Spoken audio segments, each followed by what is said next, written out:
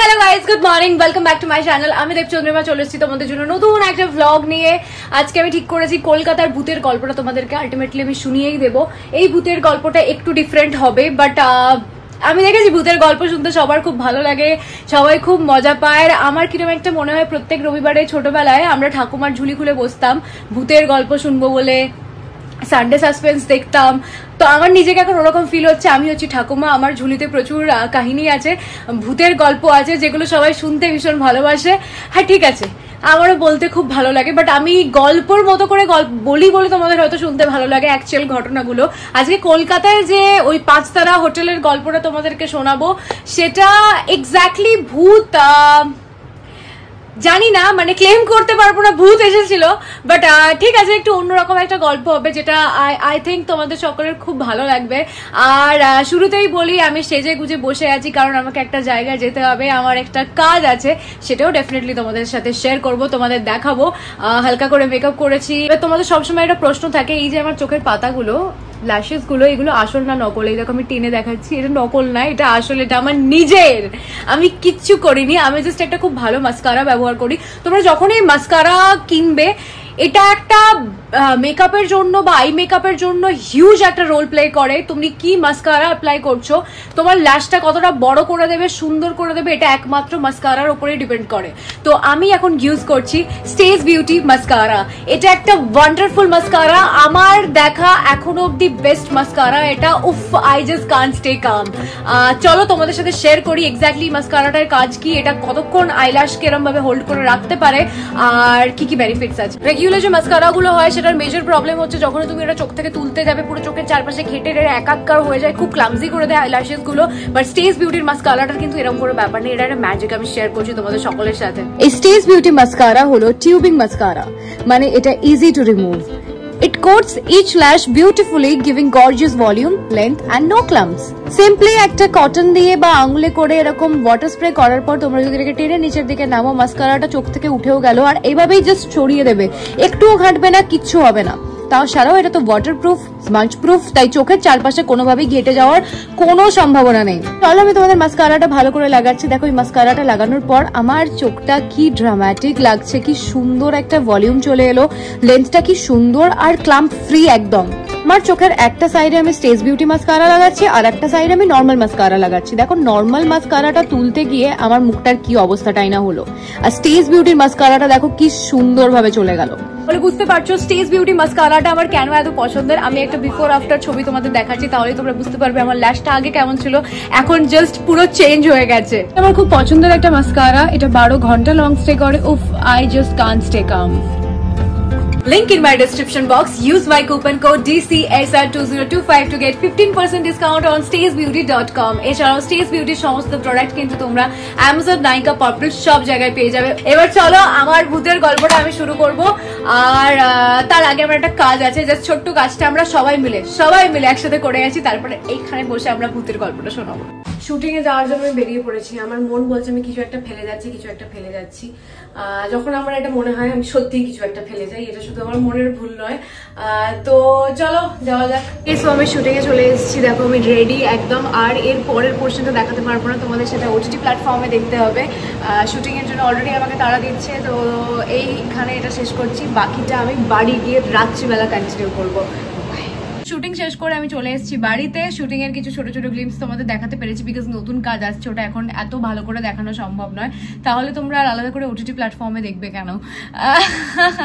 তো দেখো এই লিপস্টিকটা আমি সকালবেলা পরে বেরিয়েছিলাম, এখনো কিন্তু ইনট্যাক্ট আছে, সেম যেরকম আমি লাগিয়ে গেছিলাম ওরকমই আছে। তো ফাইনালি এবার আমরা ভূতের গল্পটা শুরু করি। আর আমার মনে হলো আবার মানে প্রত্যেকবার অন্য অন্য ধরন আমরা ইউজ করি, একবার ব্যাক ক্যামেরা, একবার অ্যাঙ্গেল চেঞ্জ করে। আজকে আমি একটু তোমাদের সবার সাথে ফোনটা সামনে নিয়ে কথা বলতে চাই। আমার গলায় আবার র্যাশ বেরিয়ে গেছে শুটিং এর জন্য, চুলকাচ্ছে আমার গোটা গা। আজকে আমি বাড়িটার মধ্যে একা আছি, আমি জানি না এই ভূতের গল্পটা শোনানোর পর আমি আর আজকে রাত্রিবেলা ঘুমোতে পারবো কিনা, কারণ কালকে আমাকে সকালবেলা 6:30টার কল টাইম দেওয়া হয়েছে। আমি যদি পৌঁছাতে না পারি, মাকে এক্ষুনি ফোনটা করে বলতে হবে, সকাল 6:30 আমাকে 6:30 বার ফোন করবে যতক্ষণ আমি ঘুম থেকে উঠবো। বেসিক্যালি আমার খুব চিন্তা হতে থাকে কাউকে কমিটমেন্ট দিয়ে দেওয়ার পর যে 6:30 আসবো বলেছি, কারণ ওরা আমার হিসেবে শুটিং এর শিডিউলটা করে ফেলে। তারপর যদি ফ্লোর বসে থাকে এটা খুব মান সম্মানের একটা বিষয় যে আমি টাইমলি যেতে পারিনি বলে আমার জন্য শুটিং বন্ধ আছে, কারণ লাখ লাখ টাকার গল্প এখানে থাকে, আমার খুব গিল্টি ফিল হয়। তো ঠিক আছে, চলো এসব কথা বাদ দিয়ে আমরা ডিরেক্টলি যাই আমাদের ভূতের গল্পে। আমি দরজাটা বন্ধ করে আসি, এই যে এই দিকের দরজাটা আমি বন্ধ করি, তাহলে আমি শান্তি করে বসে গল্পটা বলবো। দরজাটা শুধু বন্ধ করে নি, যে ছিটকানি দিয়ে লক করে যা যা করা যায় সব করে ফেলেছি, যাতে ওদিকে কেউ থাকলে সে যেন আমার ঘরে ঢুকতে না পারে।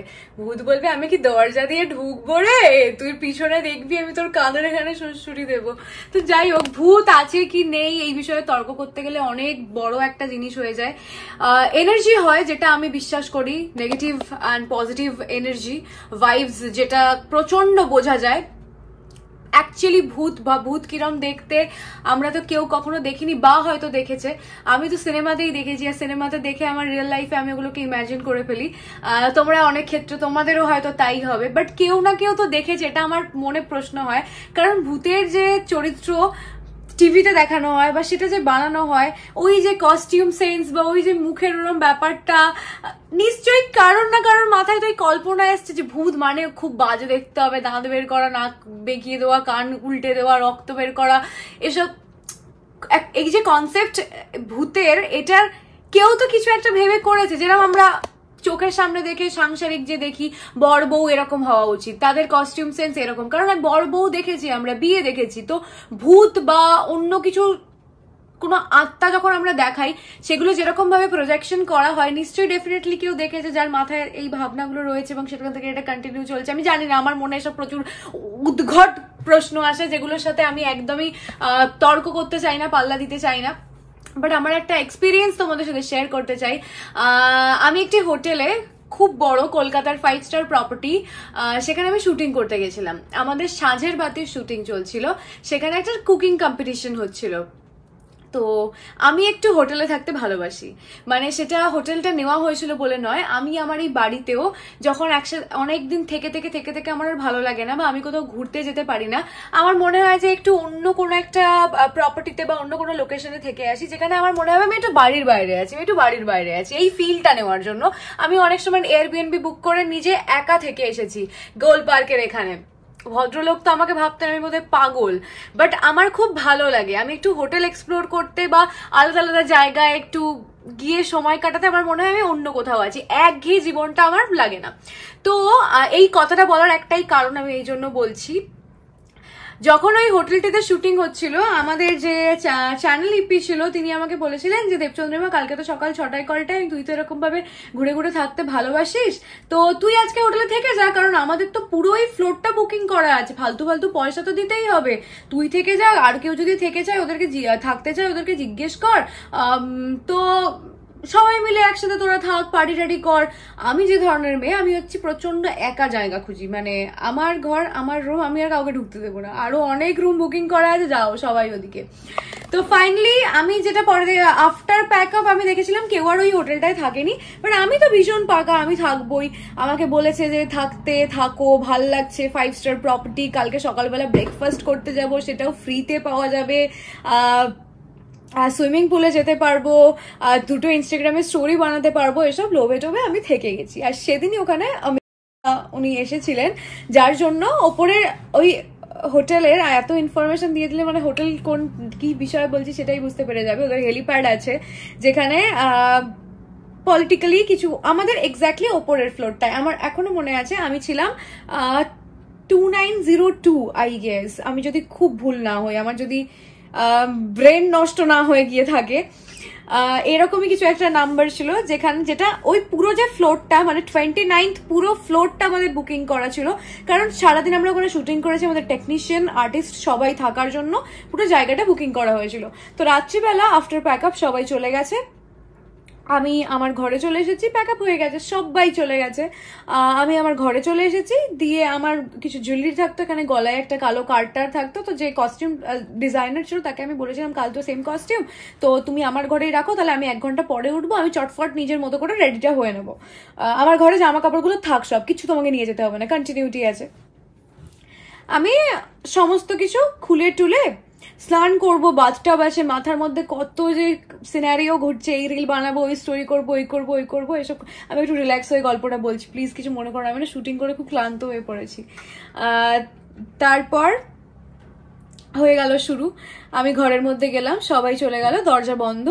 ওপর থেকে দেখছি কলকাতাটা অসাধারণ দেখতে লাগছে, এত ওপর থেকে ছোট ছোট নিচে দিয়ে গাড়ি যাচ্ছে, লাইটগুলো ব্লিঙ্ক করছে, পুরো শহরটা অলমোস্ট দেখতে পাচ্ছি, দারুণ একটা ফিল।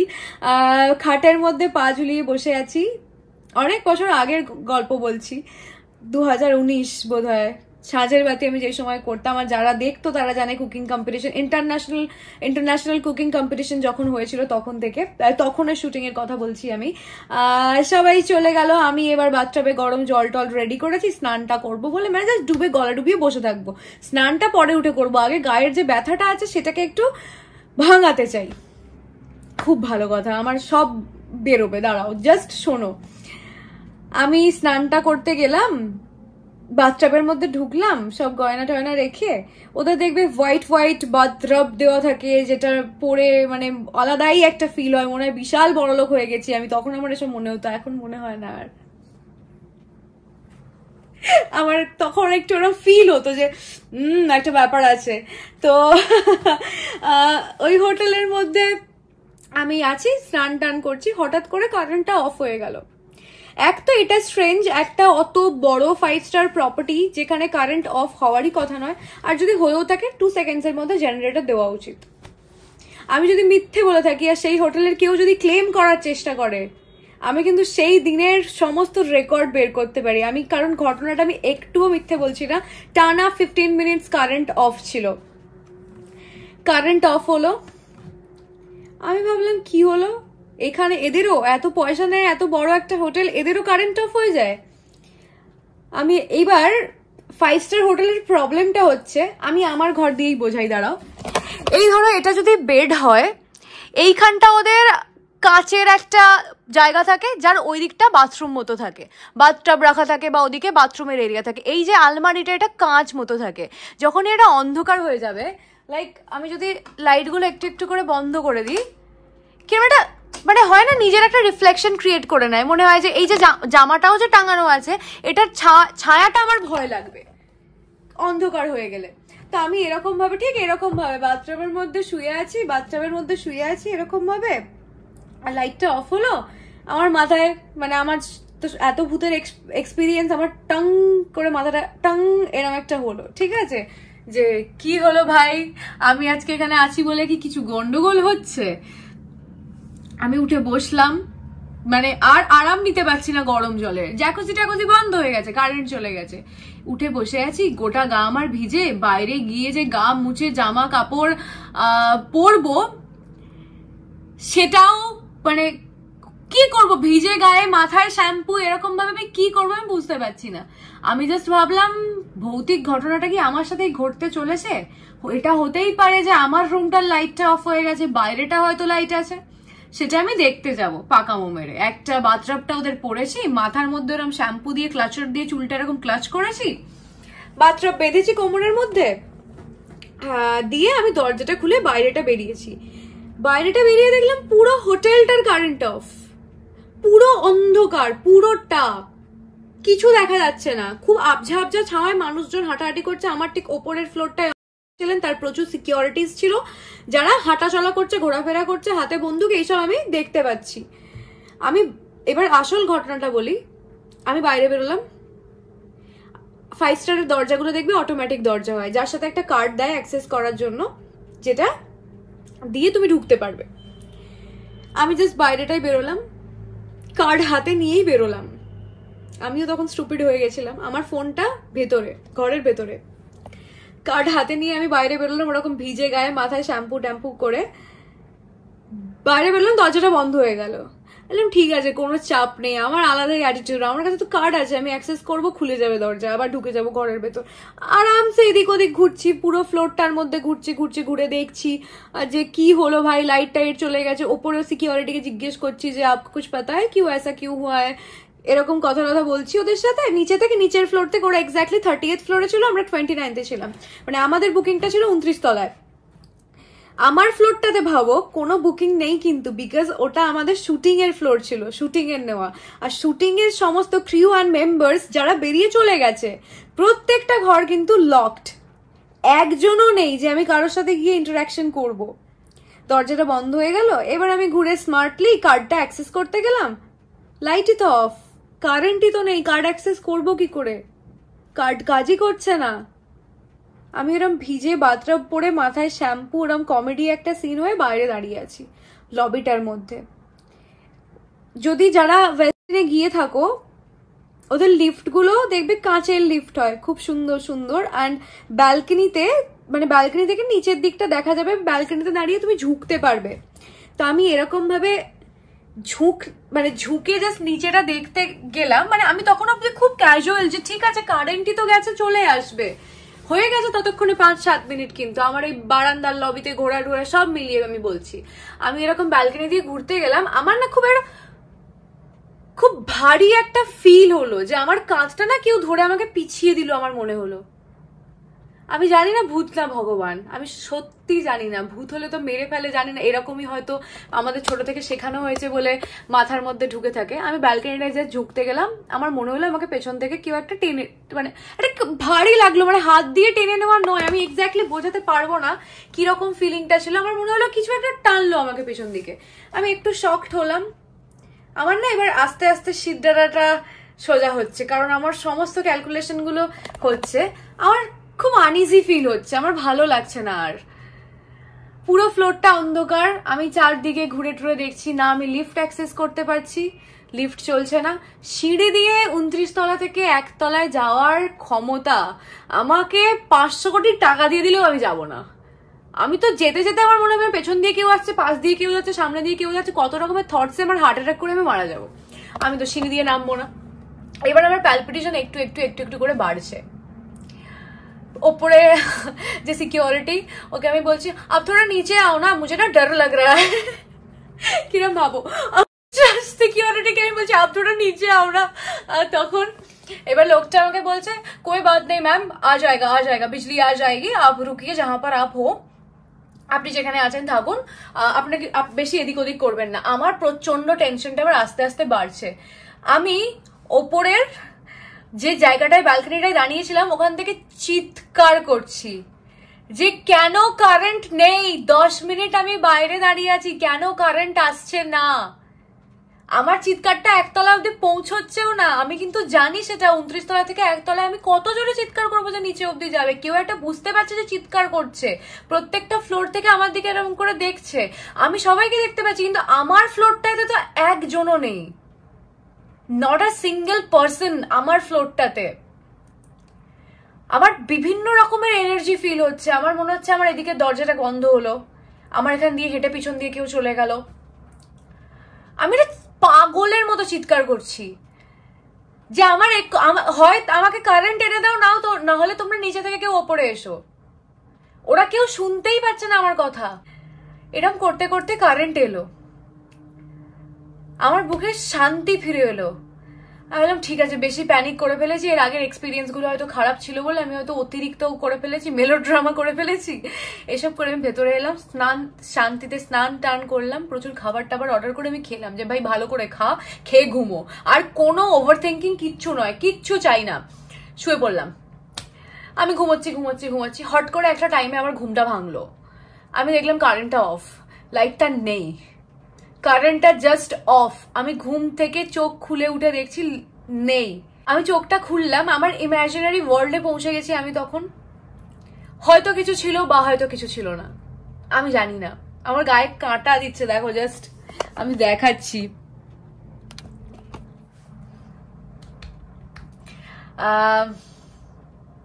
আমি উঠলাম, উঠে জাস্ট এই যে আমার খাটের যেরকম ধরো হেডবোর্ড আছে, এরকম জাস্ট হেলানটা দিয়ে আমি না সামনের দিকে, ওদের একটা স্টাডি টেবিল মতো থাকে, যদি বড় হোটেলে যাও তোমরা ডেফিনেটলি জানবে, যেখানে প্রচুর কফির স্যাশে, চায়ের ব্যাগ, কাজু বাদামের প্যাকেট বা বিস্কিটের প্যাকেট, প্রচুর কিছু দেওয়া থাকে।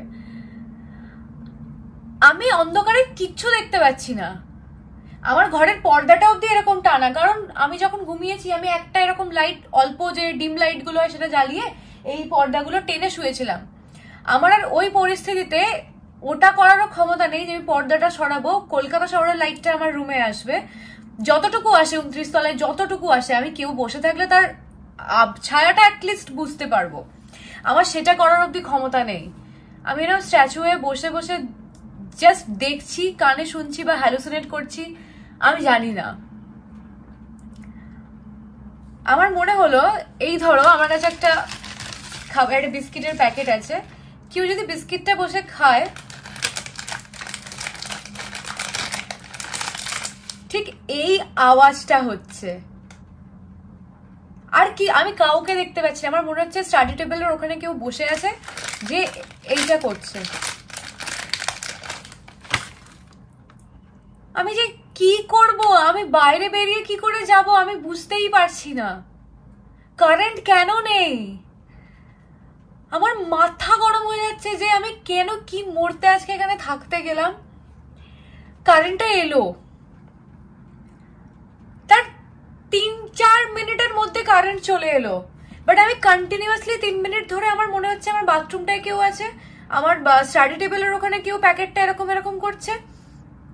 কারেন্ট আসতেই আমি সবার প্রথমে যেটা করলাম, আমি আবার নিজেকে বোঝালাম যে ভাই ভয় পাচ্ছিস, একা আছিস, ইচ্ছে করলে বাড়ি চলে যা, আর যদি খুব ইচ্ছে করে এখানে ঘুমোতে ঘুমিয়ে যা, আর উঠবি না, এমন ঘুমো আর উঠবি না, সকালের আলো যখন উঠবে তুইও তখন উঠবি, এসব নিজেকে বলছি।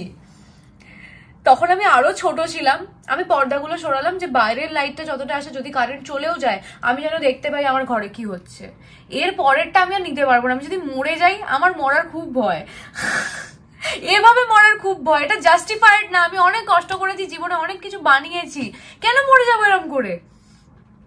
তো কি কমেডি কথা বলছি আমি, বাট অ্যাকচুয়ালি আমার থিঙ্কিং প্রসেস কিন্তু এরম ভাবেই আমি অপারেট করি, এরম ভাবে আমি মরবো না।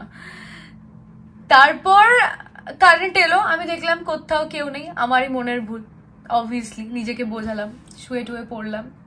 ঠিক 3:30 নাগাদ আমি ঘুমাচ্ছি, আমি খুব খারাপ একটা স্বপ্ন দেখলাম। আমি আবারও বলছি, না ভূত না ভগবান আমি জানি না, আমি খুব খারাপ একটা স্বপ্ন দেখলাম। আমি ঘুমোচ্ছি, আমার পায়ের মানে ধরো এরকম একটা জায়গায়, আমি স্বপ্ন দেখছি, আমি নিজের চোখে দেখিনি, কিন্তু 3:30 আমার ঘুমটা ভেঙে গেছে বিকজ এই জন্য আমি টাইমটা জানি, এরকম একটা জায়গায়, আর আমি ধরো ওখানে শুয়ে আছি, একজন মহিলা বসে আছেন, আমি স্বপ্নে দেখেছি। স্বপ্ন আমার জেনারেলি মনে থাকে না, কিছু স্বপ্ন আমার মনে থেকে গেছে যেগুলো আমি খুব দুঃস্বপ্ন দেখেছি। একবার আমার মাকে নিয়ে দেখেছিলাম, আমার না ঘুম থেকে উঠে কান্না পাচ্ছিল স্বপ্নটা দেখে যে এটা না হোক কখনো। আর ওই দিন আমি জাস্ট দেখলাম আমি ঘুমাচ্ছি, কেউ একজন বসে স্ট্রেট আমার দিকে তাকিয়ে আছে আর হাসছে, স্মাইলিং ফেস, এরকম না যে খুব বাজে দেখতে এরকম কিছু, তার মুখটা এক্স্যাক্টলি বলতে পারবো না, স্বপ্ন তো মানে আমার মনে হচ্ছে আমাদেরকে কেউ তাকিয়ে আছে আর হাসছে। আমার স্বপ্নটা যখন ভাঙলো আমি দেখছি কারেন্ট আছে, সব নর্মাল, আর কিন্তু কারেন্ট যায়নি, এরকম কিচ্ছু হয়নি, কিন্তু আমি এরকম খারাপ একটা স্বপ্ন কেন দেখলাম? তারপর নিজেকে এটাও বোঝালাম যে এত কিছু হয়েছে, আমাদের আনকনসিয়াস মাইন্ড তো অ্যাবজর্ব করে নেয় সমস্ত কিছু, সেখান থেকে হয়তো আমি চিন্তা করতে করতে শুয়েছি, যার জন্য এরকম একটা স্বপ্ন আমি দেখলাম। অল ওকে, আমি এবার শুয়ে পড়লাম। সকালবেলা আমার ডিরেক্ট ঘুম ভাঙলো, সকালবেলা 6টার সময়। আমার ফোনে অ্যালার্ম বাজলো, কারণ আমি 6টায় অ্যালার্ম দিয়ে রেখেছিলাম রেডি হতে হবে বলে আমাকে। আমার ঘুমটা ভাঙলো সেম ভাবে, এরকম ভাবে, এই প্যাকেটের আওয়াজে। আমি সকাল হয়ে গেছে, আমার সাহস বেড়ে গেছে, এবার আর কেউ কিছু করতে পারবে না। আমি জানি না এটা কি সাইকোলজিক্যাল গেম চলে, ভগবান জানে, যে সকাল হয়ে গেছে আর কোনো ভূত আমায় ছুতে পারবে না। আমি দেখলাম এরকম একটা প্যাকেটের আওয়াজ, আমার ঘুমটা ভাঙলো। আমি বললাম না, কিছু তো গন্ডগোল আছে এই ঘরটায়, যেটার এনার্জি আমার ভালো লাগছে না, আমার শরীর খারাপ লাগছে, মানে আমার খুব আনইজি ফিল হচ্ছে, এটা দরকার নেই। তার পরের দিনও আমার ওখানে থাকার কথা ছিল। আমি বললাম না গো, অর্ণবদা বলে আমাদের একজন ইপি ছিলেন, এখন তিনি আর বেঁচে নেই। আমি ওনাকে বললাম যে জানি না, আমার ভালো লাগেনি থেকে। তো তারপর থেকেই যদি বলতে পারো আমার এই হোটেলে হোটেলে গিয়ে থাকা বা এয়ারবিএনবিতে গিয়ে থাকা আমি টোটালি বন্ধ করে দিয়েছি। যে জীবনে একটু মজা নেওয়ার জন্য অনেক কিছু হয়ে যেতে পারে, এই এতটা বাড়াবাড়ি বা এতটা এইরকম মানসিকতার হওয়া আমার উচিত নয়। আমার নিজেকে আরো কম্পোজড করে নেওয়া উচিত। আমি এখনো রেগে গেলে চিৎকার করে ফেলি লোকজনের ওপর, সেটা অনেক কমে গেছে। অনেক দেখার পর সহ্য করে করে করে করে করে আচ্ছা তুই কথা শুনবি না, এবার আমি চেঁচাবো, আর আমি এবার যে চেঁচাবো তুই আর কানে দেবার, তোকে কিছু একটা গুঁজতে হবে, এরকম একটা হয়ে যায়। তো এখন বয়সের সাথে সাথে অনেক আমি ঠান্ডা হয়ে গেছি, অনেক সিদ্ধান্ত ভেবে চিন্তে নিই। ইম্পালসিভ ছিলাম প্রচন্ড প্রচন্ড, পয়সা খরচ করার আগে জাস্ট 1 সেকেন্ড ভাবতাম না। একটা টাইমে প্রচুর পয়সা নষ্ট করে ফেলেছি। সো ইয়েস, এই স্টোরিটার এই জন্যই বলা যে ও আছে এরকম জীবনে প্রচুর প্রচুর এক্সপিরিয়েন্স করেছি, যে এক্সপিরিয়েন্স গুলো সত্যি বলছি মানে একটুও মিথ্যে না, আমি এখন আর করি না। আমি এই বাড়িতেও একা থাকি, বম্বেতেও মাঝে মাঝে থাকি, বা অন্য কোথাও হোটেলে গিয়ে থাকি, আমার আর এরকম কিচ্ছু মনে হয় না। আমার মনে হয় আমি খুব ভালো আছি, আমার সব জায়গার এনার্জি খুব ভালো লাগছে। মেবি আমি অনেক বেশি এখন ভগবানের সাথে কানেক্টেড, মেবি, আমি জানি না। আমার ভয় কম লাগে আজকাল, আমি আর কোনো বাজে এনার্জি ফিলও করতে পারি না। হয় তারা আমার কাছে আসতে পারে না বা আমি অ্যাবজর্ব করি না, আমি জানি না তার কি কারণ। হর হর মহাদেব। সো ইয়েস, এই ব্লগটা আমি এখানে শেষ করলাম। এই ব্লগ থেকে যদি কিছু ভালো লেগে থাকে ভিডিওটা লাইক করে দিও, শেয়ার করে দিও, সাবস্ক্রাইব করে দিও আমার চ্যানেল। নেক্সট Q&A ভিডিও দেওয়ার প্ল্যান করছি, লেটস সি। বাই।